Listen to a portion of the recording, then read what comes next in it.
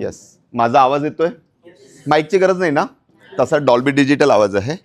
मग अशी आपण बोलत होतो, त्यात एक क्वेश्चन होतं की एक मी छोटीशी स्टोरी सांगितली होती की त्याला खरंच फायनान्शियल प्लॅनिंगची गरज आहे की नाही.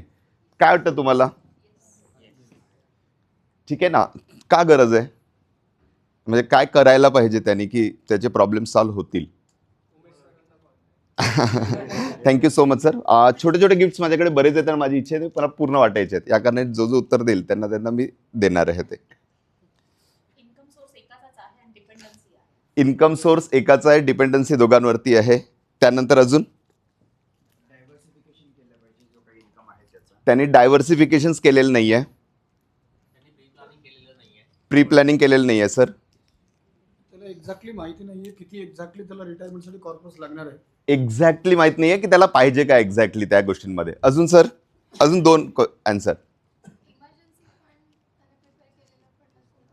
इमर्जन्सी फंड पण प्रिपेअर नाही केलेला आहे मॅम, हे त्यांना द्या. तर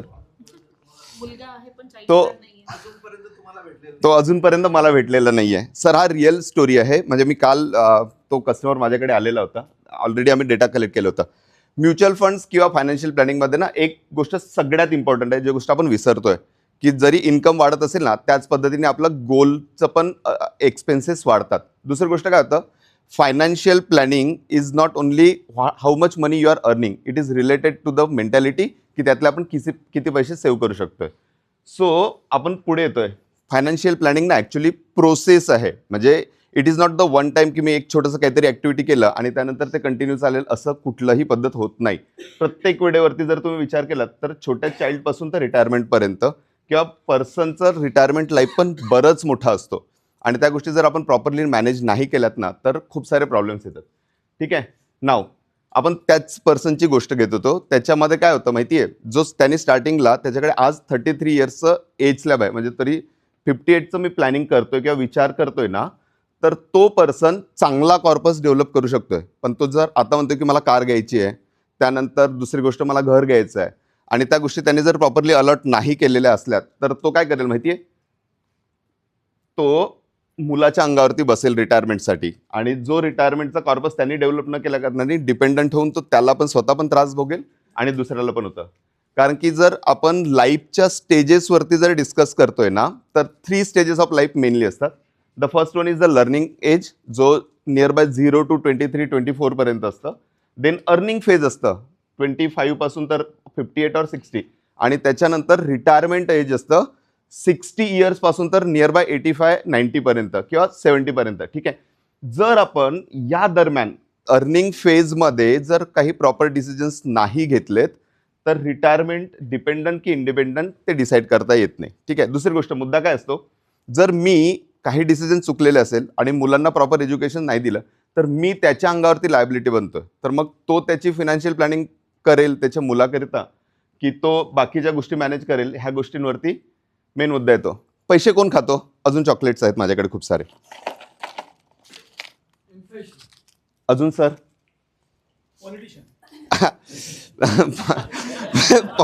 पॉलिटिशियन खाऊ शकतात sir. Yes sir. Proper needs आणि वॉन्ट्समध्ये जर डिस्ट्रीब्युशन नाही केला तर पैसे खातात. पैसे मेनली इन्फ्लेशन आणि टॅक्सेशन खातो, हो ना. जर आपण याला जर मॅनेज नाही केलं ना तर आपल्याला समजणार नाही. याचं एक चांगलं लाईव्ह उदाहरण घेतोय मी. ठीक आहे. नाव फायनान्शियल पिरॅमिड्समध्ये एक काही लाईफमध्ये शुअर इव्हेंट्स होतात. एक होतं चाइल्ड एज्युकेशनच्या रिलेटेडमध्ये, सगळ्यात इम्पॉर्टंट आहे मला माझं कॉर्पस डेव्हलप करावं लागणार आहे रिटायरमेंट करिता. आणि थर्ड, जर मुलांनी आपल्या मर्जीने लग्न केलं तर मॅरेजचा खर्च येऊ शकतो. त्यानंतर हाय स्पेक्युलेटेड रिस्क म्हणजे शेअर मार्केट्स किंवा बाकीच्या गोष्टींमध्ये, आणि स्पेक्युलेशन्समध्ये लॉटरी सिस्टम्स. ठीक आहे. आपण काय करतो, आपण ह्या गोष्टींना अंडर एस्टिमेट करतोय आणि या अंडर एस्टिमेशन्समुळे भविष्यात प्रॉब्लेम्स काय होतात माहिती आहे. मी लाईव्ह एक्झाम्पल देतोय सर. एक पर्सन माझ्याकडे आलेले होते. आम्ही त्यांचं फायनान्शियल प्लॅनिंग स्टार्ट केलं होतं 2 वर्ष अगोदर. मुलांनी सांगितलं मला इंजिनिअरिंग करायचं आहे. नीटचे क्लासेस लावले, ते इंजिनिअरिंगसाठी जे लागतात तेवाले क्लासेस. आणि at the end after 12th he just told them that की मला डॉक्टरकी करायची आहे. 70 लाख रुपीज मला रिटायरमेंट कॉर्पसमधले टाकावं लागलेत कारण डोनेशन्स द्यायचं होतं म्हणून, आणि त्याला एज्युकेशन लोन पण त्या गोष्टींसाठी मिळत नव्हतं. तर मग मला रिटायरमेंट कॉर्पससाठी कसं मॅनेज करायचं याचं सोल्युशन्स नाही मिळत. सो आपण इन्फ्लेशनला जर ॲड केलं प्रॉपरली तर खूप चांगल्या गोष्टी मॅनेज करू शकतो. अजून एक मदत पाहिजे मला तुमची. मी एक कॅल्क्युलेशन सांगतोय. जर आज मला 10 लाख रुपये खर्च येत असेल आणि 7%चा इन्फ्लेशन जर असेल, 7%चं जर इन्फ्लेशन असेल, तर पुढच्या 10 वर्षात तो खर्च 20 लाख रुपये होतो आणि त्याच्या पुढच्या 10 वर्षांमध्ये तो खर्च 40 लाख रुपये जातो. किती जातो? 40 लाख. नाव जर करंट एक्सपेन्सेस 20 लाख रुपये असेल तर मुलाचं एज 3 वर्ष आहे, म्हणजे 15 वर्षानंतर त्याला याच्याकरता एज्युकेशन्स करता मला पैसे पाहिजेत. 7%च्या इन्फ्लेशन्सनी ती अमाऊंट किती होऊ शकतं? 60 लाख रुपये ना सर? सरांनी पूर्ण कॅल्क्युलेशन्स पाठ करून आले तर तर एक्झॅक्टली अमाऊंट 60 लाख रुपीज होईल जर मी 7%चं इन्फ्लेशन्स घेतो आणि एज्युकेशनमध्ये इन्फ्लेशन्स आहे 12%चं.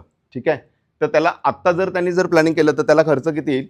त्याला अमाऊंट लागेल फक्त 12,000च्या SIPची, ज्याच्या बेसिसवरती त्याचा गोल कंप्लीट होतो 62 लाख रुपीजचा. मी फार कन्झर्वेटिव्ह जातोय, पण जर त्यांनी पुढच्या 10 वर्ष मस्त तो झोपेमध्ये आहे, पण मुलगा तर मोठाच होतोय ना, ते जर कॅल्क्युलेशन त्यांनी नाही केलं तर पुढच्या 10 वर्षातच जर ठेवलं तर 5 वर्षांमध्ये त्याला 70,000 रुपये पर मंथची SIP लागेल, तेव्हा त्याचं गोल कंप्लीट होऊ शकतं. ठीक आहे. नाव सेम रिटायरमेंटसाठी जर आपण विचार केलं तर प्लॅन करायचं आहे की अनप्लॅन करायचं आहे ते आपल्यावरती आत्ता डिसाईड होतं.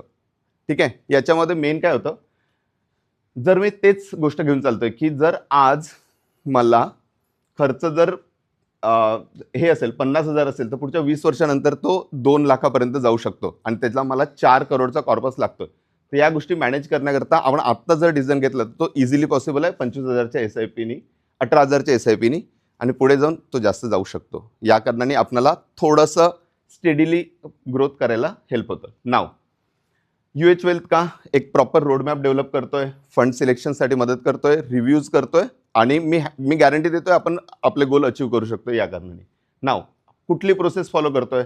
सगळ्यात अगोदर आम्ही डेटा कलेक्ट करतोय. डेटा कलेक्ट करतोय म्हणजेच काय, पर्सन किती आहेत, एज काय आहे आणि कसल्या पद्धतीने डिपेंडंट आहेत. त्यानंतर त्यांचं अर्निंग कुठल्या याच्याने अर्निंग आहे ॲव्हरेजली. देन कुठले एक्सपेन्सेस कसं चालू आहे, हाऊस होल्ड काय आहे, लोन काय चालू आहेत, सेव्हिंग काय चालू आहेत, बाकीच्या गोष्टी. देन त्याचं MFचं पोर्शन्स काय आहे, शेअर्स काय आहेत किंवा बाकी गोष्टी.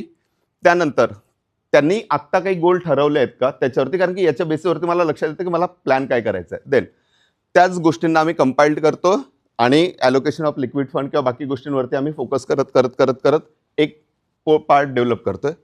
देन एक्सपेन्सेस हाऊस होल्डचे घेतोय कारण की हाच रिटायरमेंटला मला लागतात. त्यानंतर करंट एज काय चालू आहे आणि एक छोटंसं उदाहरण घेतोय. मी काय केलं आहे, त्याला 20 लाख रुपये जर आज खर्च असेल तर पुढच्या 14 वर्षांतर तो 83 लाख रुपये जाईल 10%च्या इन्फ्लेशन्सनी. कॅल्क्युलेट केलं 1 करोड, कारण की रिअल रेट ऑफ रिटर्न मला पाहिजेत म्हणून. त्याने आत्ता काय सेव्हिंग केली त्याचे किती रिटर्न्स बनत आहेत त्याच्यावरती मी फोकस केलं आहे. देन त्याच गोलला मला किती पाहिजेत आणि त्या दरम्यान त्याचं एज किती असेल याला काढलं आहे आणि एक्झिस्टिंगचे कॉम्बिनेशन्स आपण कसं करू शकतोय त्याच्यावरती एक पार्ट बनवलेला आहे की ऑप्शन 1, 2, 3, 4 असं. आणि दुसरी गोष्ट सगळ्यात महत्त्वाची, आम्ही छोट्या मुलांचे पॅन कार्ड्स काढतोय आणि त्यांचीच नावाने त्यांच्याच अकाउंटमधून इन्व्हेस्टमेंट स्टार्ट करतोय. कंपाऊंडिंग त्यांना खूप चांगलं जास्त मिळतं. देन फायनान्शियल पोर्टफोलिओ रिव्ह्यूज आणि डिझाईन ही आजची ऑफर आहे.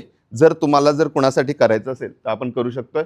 Plan today so your family never compromise tomorrow.